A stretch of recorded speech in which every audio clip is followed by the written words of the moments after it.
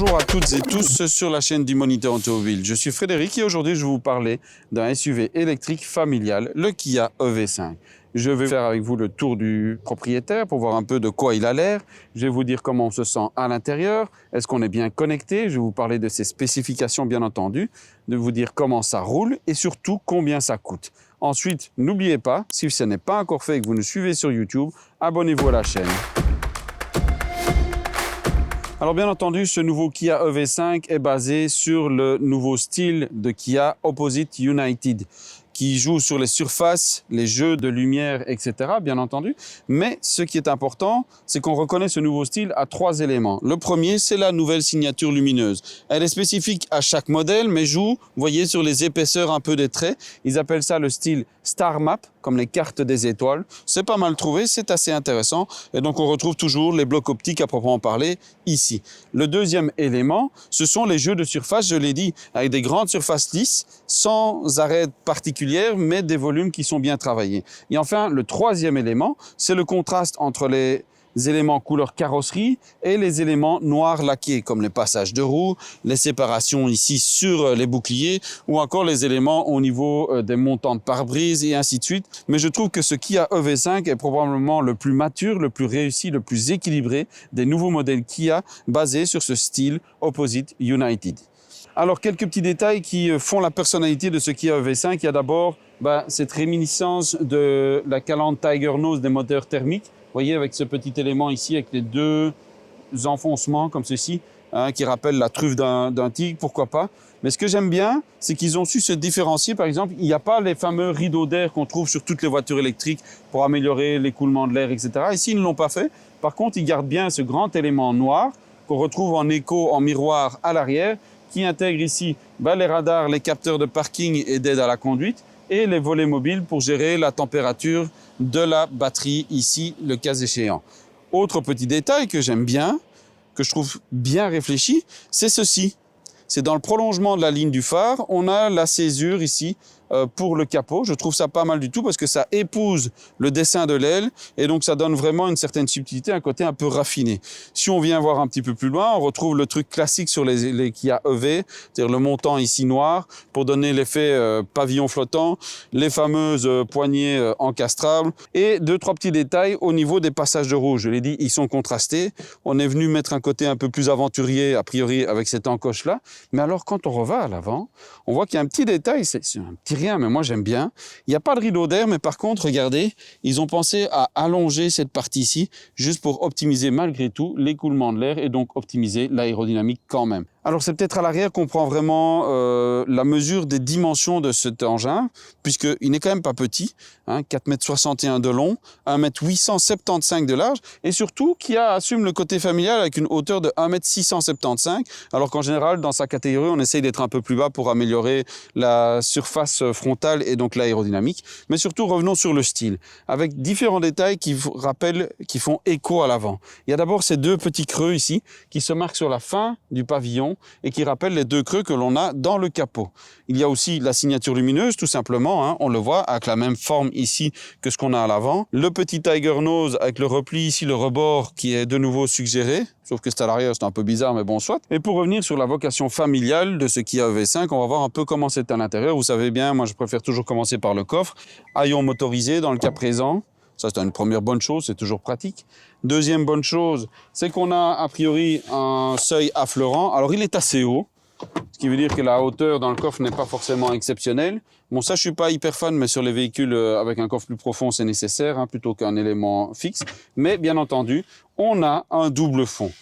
Un coffre qui a plusieurs aspects pratiques bien pensés. On a d'abord ces petits éléments ici, hop, qui permettent de fixer à gauche, à droite et d'ajuster les crochets. Donc ça, c'est pas mal. Et la banquette rabattable 40-60 avec la trappe à ski. C'est du classique, mais c'est du bien fait. En termes de volume, si on prend le volume ici plus celui qui est en dessous, on arrive à 566 litres, pouvant être porté à 1650 litres quand on rabat les sièges. Et il y a également un petit frunk à l'avant de 44 litres. Alors, nous voilà maintenant à l'arrière. Alors, il y a différentes choses que j'aime bien. D'abord, c'est ce petit côté-là, vous voyez, ça c'est sympa. Mais alors, il y a différents petits détails avant de m'asseoir dedans que j'aime bien de montrer. Ce petit truc-là, sympa, quand vous voulez rabattre la banquette, vous pouvez bloquer ici. Et alors, vous avez la poignée ici sur le côté, pouf, et vous pouvez rabattre la banquette, vous voyez, avec l'assise qui se rabat. On a un plancher affleurant, un plancher plat, donc ça, c'est quand même très pratique. L'autre aspect pratique, c'est qu'on a la possibilité aussi de régler l'inclinaison du dossier. Ceci, on va le mettre à l'arrière pour plus de visibilité, parce qu'il y a aussi un élément qui est assez sympathique, c'est ceci. Hop, vous voyez, on a un petit bac bien fait, avec un couvercle coulissant, tac, là c'est pas mal, pour faire des rangements un peu cachés. Je trouve ça très pratique, toujours la possibilité de mettre quelque chose ici. Comme souvent sur les Kia électriques, les connexions USB-C se trouvent dans les fauteuils. Je trouve ça bien aussi, c'est plus proche, avec un câble court, c'est pratique. Par contre, ça, je n'aime pas. Les poches aumônières rigides, c'est quand même pas top. C'est un peu dommage. Revenons par contre à ce qui est important, c'est l'habitabilité. C'est comme une voiture à vocation familiale. On peut voir qu'ici, on a vraiment beaucoup de place de nouveau. C'est réglé pour ma taille, 1,78 m ici à l'avant. L'espace aux jambes est généreux, le siège est au plus bas. Et on peut largement mettre ses pieds en dessous. Et c'est même presque surprenant, parce que l'empattement de la voiture ici, c'est 2,75 m. C'est-à-dire 7 cm de moins que la Kia EV4, qui pourtant fait pratiquement 20 cm de moins en longueur totale. Donc on a moins d'empattement, mais beaucoup plus de place encore ici. Et on a une belle garde au toit. Je veux dire, ici, quelqu'un qui fait 1,90 m commencera peut-être à frotter un petit peu, mais même pas, je ne suis pas persuadé. Donc franchement, c'est pas mal du tout. Bilan à l'arrière, pour les familles, c'est quand même très bien. Et donc, on retrouve bien entendu le traditionnel accoudoir avec les deux petits porte-gobelets et la trappe à ski dont on a parlé tout à l'heure. Alors voilà, maintenant, quand on vient enfin à l'avant, très honnêtement, le sentiment pour moi est le même que celui quand on regarde cette EV5 de l'extérieur. C'est-à-dire qu'il apparaît un peu comme le plus mature de la famille EV chez Kia. Pourquoi? Tout simplement parce qu'on a un style un peu plus travaillé, plus personnel ici, mais en même temps une certaine fluidité ici qui vient sur les contreportes, donc qui est un peu plus européenne d'une certaine manière, plus classique. Donc c'est moins géométrique, etc. Même dans cette version GT, finition GT Line bicolore. Donc ça c'est pas mal du tout. Et puis surtout on a une excellente position de conduite. Très honnêtement on est très bien mis. Les sièges sont bien. Et puis surtout on a des commandes encore physiques pour tout. En plus des commandes qu'on a au volant pour les aides à la conduite ici, pour le multimédia de ce côté-là. Les boutons intégrés dans le plastique ici, très réussis dans l'absolu. Des boutons ici par exemple, je trouve ça très bien fait. Audi devrait en prendre de la graine par exemple, avec les commandes pour régler les rétroviseurs. Oui, on est dans une électrique moderne, mais ça ne se fait pas via l'écran ou via le volant. Les 4 boutons pour les vitres électriques à l'avant et à l'arrière. Et le petit bouton qui permet à la fois d'activer la sécurité enfant à l'arrière et de activer ou désactiver la possibilité d'ouvrir les fenêtres depuis l'arrière. Ça, je trouve ça très bien pour une voiture familiale. 3 écrans au total sous une seule dalle. Un de 12,3 pouces pour le tableau de bord, un de 12,3 pouces toujours pour l'infodivertissement et entre les deux, un écran de 5,3 pouces pour les commandes de la climatisation. Et comme dans toutes les Kia modernes, heureusement qu'on a les commandes physiques ici parce que cet écran ne sert strictement à rien. On est là, grosso modo, avec mon point de vue, je ne vois rien. Je vois le petit plus ici au-dessus et la température réglée en dessous à l'arrière. Et c'est à peu près tout. C'est très mal conçu. C'est un petit peu dommage qu'ils n'aient pas corrigé ça en se rendant compte qu'à peu près tous les journalistes et tous les clients disent la même chose. Peut-être pour la prochaine génération, pour une mise à jour, on verra bien. Navigation pas exceptionnelle. Vaut mieux utiliser le Google Maps sur votre voiture, sauf si vous devez absolument avoir la prédiction de votre niveau de batterie. On a une touche raccourci ici, qui permet de régler les différents raccourcis en lien avec également la touche perso au volant. Donc c'est 2 touches différentes. Les matériaux sont de qualité, moussés pour la plupart, en tout cas pour ce qui est en contact avec la main. Et quand c'est des plastiques durs, ça ne sonne pas trop creux. Quelques petites subtilités intéressantes. Les porte-gobelets, bon, concrètement, si vous mettez votre bouteille là, vous appuyez sur le petit bouton, c'est serré. C'est également un système NFC pour la clé si on le veut. Un petit accoudoir sympa. Un grand bac de rangement ici avec un fond en caoutchouc, donc rien ne vole. Ça, c'est pas mal parce que sinon, c'est directement de vos pieds. C'est un petit peu dommage. Et alors, 2 petites choses que j'apprécie particulièrement sur cette voiture, surtout en tant que père de famille, c'est qu'il y a un petit crochet ici pour mettre le sac de madame. Ça, c'est pratique. Et la deuxième chose, qui devient de plus en plus rare dans les voitures modernes, une vraie boîte à gants. Quand on voit ce qu'on peut mettre dedans, très honnêtement, il y a de quoi mettre. Et donc ça, c'est vraiment super sympa parce que c'est pas forcément super courant de nos jours. Reste à voir si cette voiture est aussi agréable en dynamique qu'en statique, quand on est au volant. Moi, je vous montre ça. Hop, on met la ceinture. La commande est partie et on y va. En termes de confort, on est dans une Kia EV, c'est-à-dire quelque chose qui est très typé, pas grand tourisme, parce que les performances ne sont pas du tout sportives ou même très dynamiques, mais c'est vraiment orienté confort, mais un confort bien maintenu. Donc c'est entre la voiture américaine à l'ancienne et l'allemande récente. Donc on n'est pas loin d'un compromis, c'est bête, mais pas loin d'un compromis comme celui que Mercedes a réussi à obtenir avec la récente CLA. Je vous invite à regarder la vidéo s'il faut. Et donc concrètement, ici on a quand même une voiture qui offre un bon maintien de caisse, mais qui n'a pas vocation à être dynamique. On rappelle que si c'est la plateforme iGMP de Kia Hyundai, ce n'est pas la version 800 volts, qu'on retrouve sur le V6, le V9, entre autres, mais la version 400 volts, donc ce n'est pas non plus une propulsion enduromotrice, mais une traction, avec 217 chevaux ici et un peu moins de 300 Nm de couple. Donc c'est largement suffisant pour emmener la voiture, même si elle est plutôt lourde pour son format, hein. Rappelons qu'en poids, en ordre de marge, elle est annoncée à un peu moins de 2100 kg. On n'est pas loin des 2250 kg pour cette version-ci sur le certificat de conformité. Donc on est déjà sur quelque chose d'assez lourd quand même. Mais on n'est jamais avec une impression d'être sous-motorisé et ça c'est important.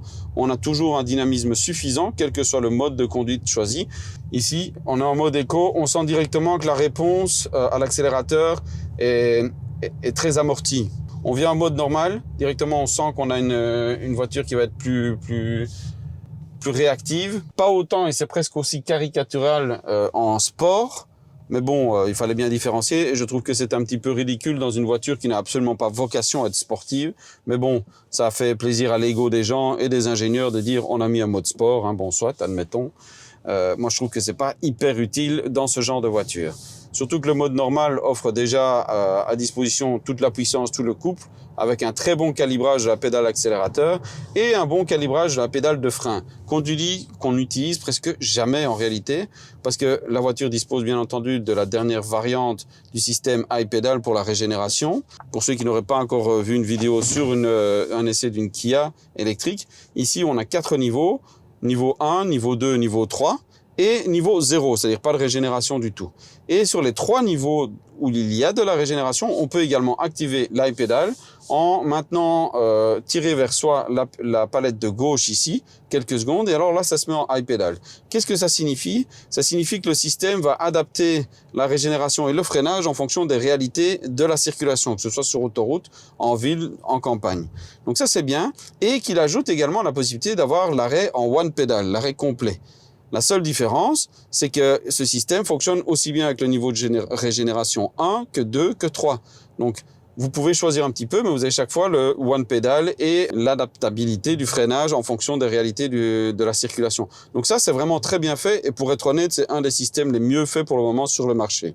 Donc ça, c'est pas mal du tout, très facile à manipuler avec des petites palettes ici. Donc c'est vraiment très très pratique, ça ne demande pas d'être arrêté, de passer dans des menus, des sous-menus et quoi que ce soit de la sorte. Donc franchement c'est pas mal. En termes de visibilité, on a vraiment des montants qui sont encore relativement verticaux ici, hein. La voiture assume son statut de SUV, on l'a vu dans les dimensions, et donc ça profite à la sécurité et à la bonne visibilité de 3 quarts avant, même si ça reste quand même épais. L'angle mort est quand même nettement moindre que sur certaines concurrentes, et on est assis bien haut, c'est aéré, on voit vraiment bien où on voit bien autour de soi, les contours de la carrosserie sont faciles à déterminer, donc c'est vraiment très agréable de rouler dans cette voiture, même quand vous voyez on est dans les petits villages ici avec des routes plus exiguës, plus étroites, ça pose aucun problème, c'est vraiment très facile. Il n'y a pas vraiment de communication avec ce qui se passe dans les roues avant, mais par contre c'est précis. Les injonctions sont suivies d'une action au niveau des trains roulants, donc ça c'est quand même très appréciable. Et surtout on a de manière générale un rayon de braquage qui n'est pas exceptionnel en soi, hein, on n'est pas loin des 12 mètres ici, mais par contre on a une voiture qui va être très agile quand elle roule. Donc ça c'est quand même pas mal, c'est ça qui est le plus important au bout du compte, sachant que pour la garer, avec le système de parking automatique qui fonctionne très bien, il n'y a aucun souci. Dernière petite chose concernant la conduite de cette voiture, enfin 2 petites choses. La première, ce sont les aides à la conduite.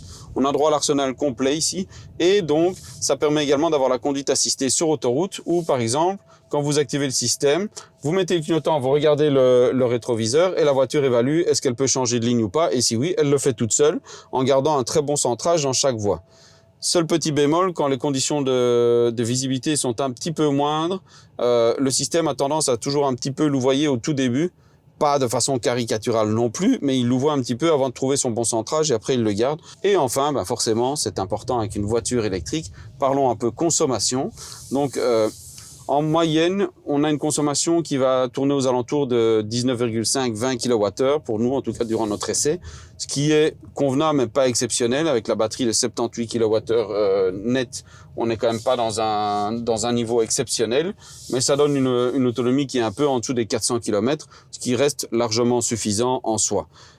En roulant de façon plus coolée ou en ville, par exemple, on pourra descendre aux alentours des 17,5, 17, peut-être un peu en dessous. Et donc là, on arrive à peut-être, je ne sais pas moi, 450 km d'autonomie. Là, on arrive dans quelque chose de convenable.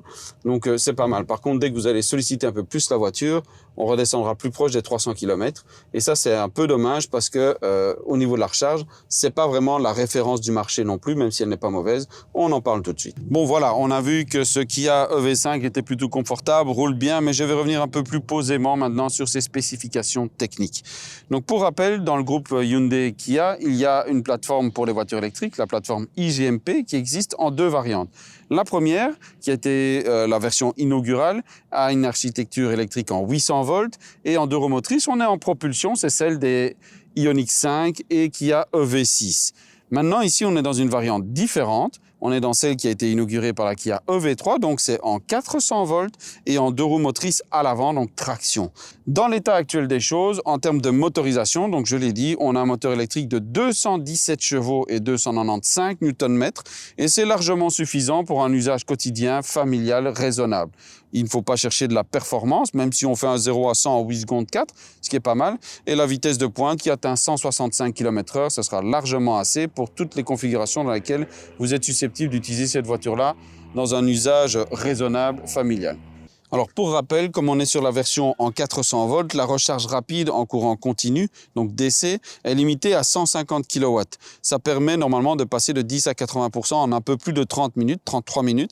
En recharge AC, donc courant alternatif à la maison, sur une borne publique, là on peut aller jusqu'à 11 kW, ce qui est pas mal, en triphasé, s'entend. Mais donc voilà, pas d'option 22 kW le cas échéant ici. Mais donc on est dans une bonne moyenne, mais sans avoir des performances exceptionnelles non plus sur ce plan-là. Alors qu'est-ce que ça coûte cette voiture, ce Kia EV5? C'est pas compliqué. Il y a pour le moment une seule possibilité de batterie, une seule motorisation et 3 finitions, Business, Business Plus, GT Line étant la plus haute et celle que nous avons ici en essai. Alors pour les tarifs, on démarre à 45 990 € en Business. Mais attention, petite subtilité, avec la finition Business, vous n'avez pas la pompe à chaleur de série, contrairement aux deux autres finitions. Il vous faudra rajouter 1 000 €, un investissement à mon avis utile quand on vit dans un pays comme le nôtre, la Belgique aujourd'hui ça va encore, mais l'hiver il peut faire froid et ça peut faire une vraie différence.